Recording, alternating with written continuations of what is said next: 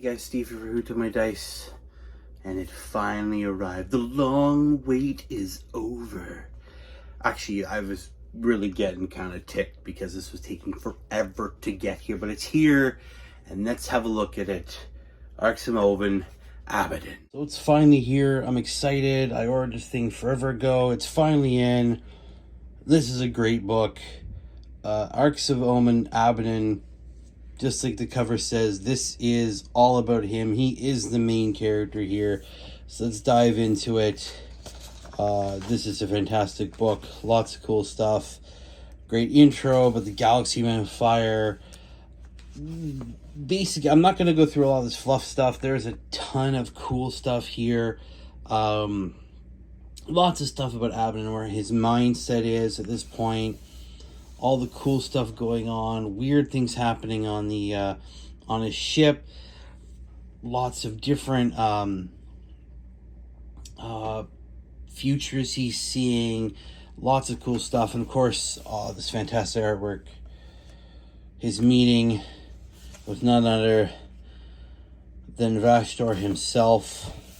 It's great all over his ship. Weird things are happening.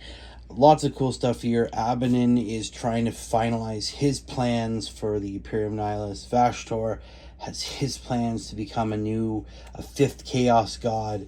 He's not happy with just being sort of the purveyor of all things demon forged for the different Chaos Gods in the Great Game. He wants to be a Chaos God. Lots of cool stuff in here. Lots of fluff. One of the big things here, though, is War Master. This is an important part. He no longer just calls himself the War Master. I'll zoom in there. He actually calls himself the War Master of the Imperium Nihilus. Even after all this time, little Ezekiel here, he's got some he's got daddy issues still. Still doesn't need to be called the War Master because Horus failed as War Master, so now he's calling himself War Master of Imperial Nihilus. He just says he's a master of that part of the Imperium, more than Horus ever had. He's happy with that. Lots of fluff, lots of stuff. The Arks of Omen themselves, these massive conglomerations of ships, huge, just basically floating rocks in space. How did they get there? Well, we can thank Vashdor for that, using his insane control over chaos, magic-y technology. He's able to clear them out. Oh, it's just crazy. Lots of cool stuff. The book is filled with these awesome conglomerations. This is Vashdor's magic right here.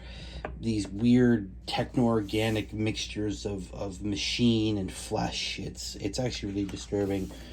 Lots of cool stuff. All these battles. So Abaddon himself is out for these artifacts that will build something called the Key. Once he has it, he will be able to deal some sort of mortal blow, he thinks, to the Imperium. Vashdor wants it because he is of the impression that somehow that will allow him to reach godhood. Now, of course, it doesn't go all their way. There's a lot in here about reprisals, lots of battles where the Imperium strikes back, aliens strike back, the Xeno strikes back, the Onalpa assault. This is one of my favorites. The Ultramarines sacrificing themselves to destroy one of the Colossus Bale fleet. They are able to destroy the massive Ark at the center of it by blowing up its engines, causing it to overheat, but it costs them the lives of all of them. But again, this book is filled with stories like that. Lots of cool stuff. And Abaddon actually takes the field a lot in this as well. He is 100%. Again, these massive battles. Lots of cool setups like this. You get Abaddon over here. These hapless Ultramarines down here. That it's not going to end well for them in this particular instance. This one does focus heavily on the boarding actions. We'll get to that again. More awesome stuff, but we do have some more wide open stuff. I think we have that'll give us an indication of where the other books may go. Now the rules. This is where it really gets interesting. Boarding actions here. They actually run through what everything is. The tables themselves, the train having closed hatches, open hatches, the setup, right? Which is important here. That actually comes in later, where they actually have these pieces and they tell you to number them, like A1, B1, and all that, because the missions do have certain setups and with certain pieces in the right area. Rules wise, it's very cool. Boarding actions at the start of each player's command phase. Before doing anything else, both players gain 1 command point. Now, and again, it says here, players can use the command points to use boarding action stratagems. That is any stratagem with boarding action label. Players cannot use any other stratagems. That's a big thing. We'll get to that. Obviously, lots of stuff about measurements. We've seen this before, measuring around stuff, what you can and can't get to. Closed hatchways versus open hatchways. It becomes very important. Visibility is also important. You're in these hallways. We've seen this before on the Warhammer community webpage. Obviously, they can't see this one. This one, a benefit recover. This one's wide open.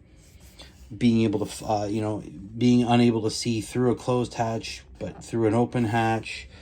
Again, in this particular one, visibility models in different units. This Space Marine can target these two, but cannot target these two. Lots of cool stuff like that.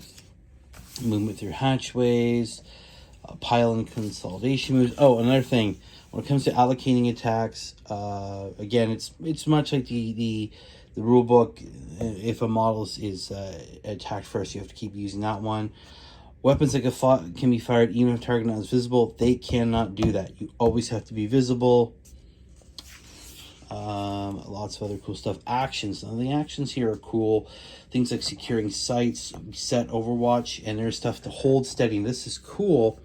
Some rules allow a unit to hold steady if a model makes an Overwatch attack while the unit is under the effects of such a rule. Unmodified hit roll 5+ for that attack will score a hit.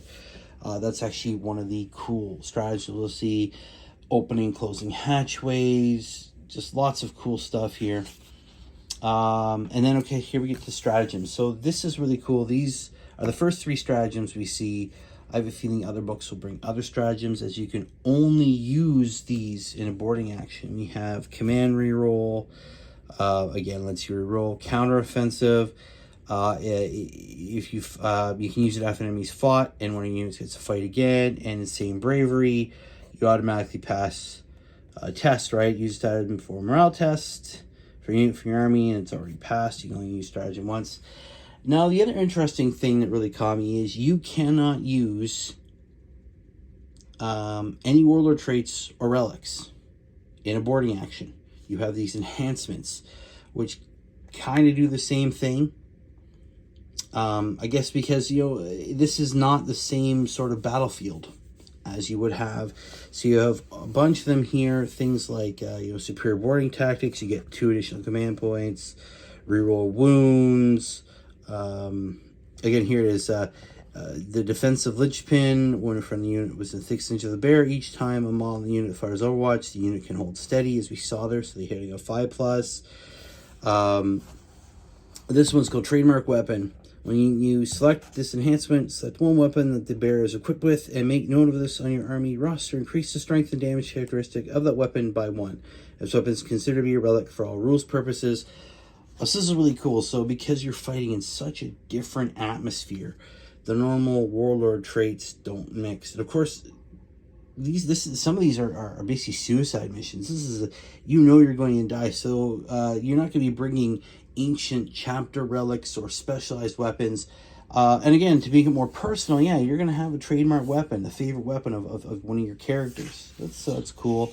Mustering a boarding patrol. This is cool. They actually go in here saying, no monster, vehicle, jump back, cavalry, biker. You only have 1 character. A whole bunch of other lists. If a unit's minimum size is less than 5, you can only include that unit in your boarding party if it's a minimum sized unit. Lots of cool stuff here.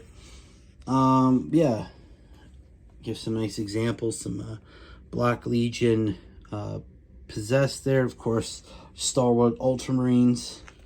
Yay. Boarding action games. This is cool. Basically, it gives you your missions, your entry zone. So you will actually have certain areas you can enter from when you're in the battle.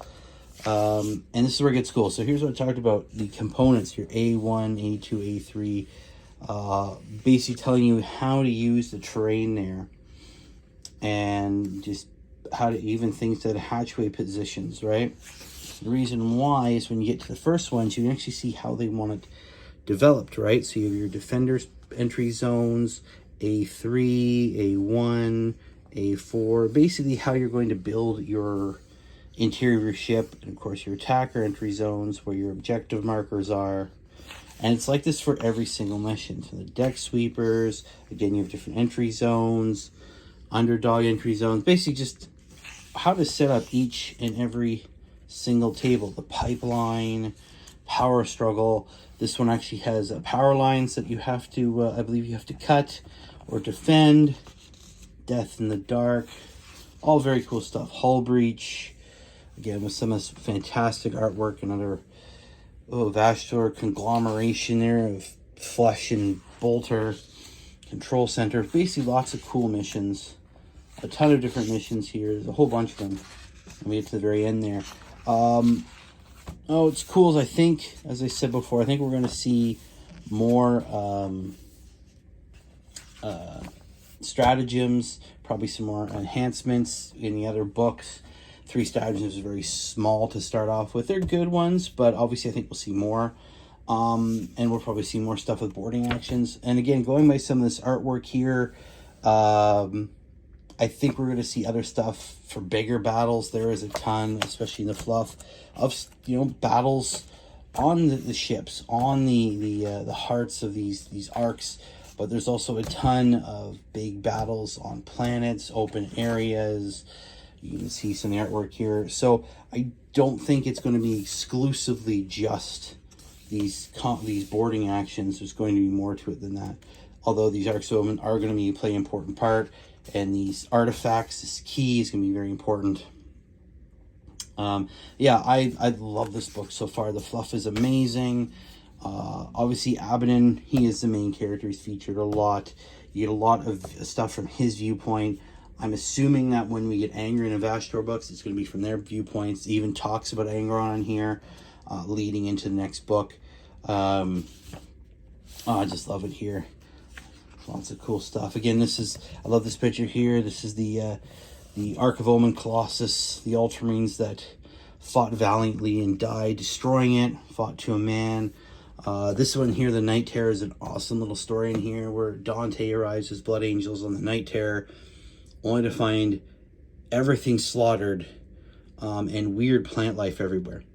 And they spend days and days searching and trying to find out, taking samples, only to leave with no answers, just this big, empty, dead ark with no real answers to what happened. And again, here we have another big open. We have big Imperial Guard tanks here, Dreadnought, the Ultramarines charging forward into the lines of the Black Legion. Lots of cool stuff. I think we're going to see some bigger battles. I'm so glad this book finally came in. I'm going to keep reading through this. But yeah, there's lots of cool stuff in here. If you haven't got it, I would recommend getting it. The boarding action stuff is cool. And I'm pretty sure you can set up your own. Obviously, they want you to. They definitely want you to get their own terrain. But I'm pretty sure you can set up your own. Actually, I've actually did cut out some of my own really, really quick. It was actually just really quick. Just some open path, some open hatchways there. Just a room. Did it really, really quick with some leftovers from the temple build. It's actually kind of freaky. I was trying to measure it out. I was going by what I saw and some of the other things. I measured it at 2.5 inches tall, and one of the guys that I know in one of my groups measured it 2.5 inches tall. These walls here are right up here. The walls here are about 2.5 inches tall. So that was pretty cool that I was able to sort of eye that from just you know, looking at pictures. But I'm going to end it there. We're going to go back up from now. Here's a little quick review of Arks of Omen Abaddon. Glad it came in finally. Took a long time. Looking New Games Workshop. It's a great book. I didn't want to go too deep in the fluff. I don't want to spoil it for you fluff junkies out there like me, but it is really cool. It is definitely setting up the next edition of the game. I'm going to go through some major changes with all these new characters, these Bale fleets out there. Angron out and about. Lots of cool stuff's mentioned. They do mention his battle with Marcus Calgar at Vigilus, and a sort of semi-win, semi-loss there. It does mention, like I said, Angron, Fulgrim. It even mentions enslavers. If you don't know those are, look them up. They're scary, but they're mentioned. It talks about everything. He's aware of a lot. It gives a nice little insight into the mind of Ezekiel Abaddon. He mentions that, you know, he doesn't know what to do with the Necron threat yet and all the other stuff that's been going on. The rules are very cool. They don't add a ton. They just sort of tweak things here. So it's not like you have to learn a whole new rule set, which is good. I would highly recommend this book. Pick it up. I can't wait to see what Angron and Vashtor are like, and whatever the 4th Xenos one is going to be. But as always, guys, thank you very much for watching. I hope you enjoyed it. If you haven't, please subscribe, hit the like button, follow along. I always like to see new people in the community. I really appreciate all the love, the comments, everything. And I'll end it there. Without further ado, keep rolling the dice, guys. We'll see you later. Bye.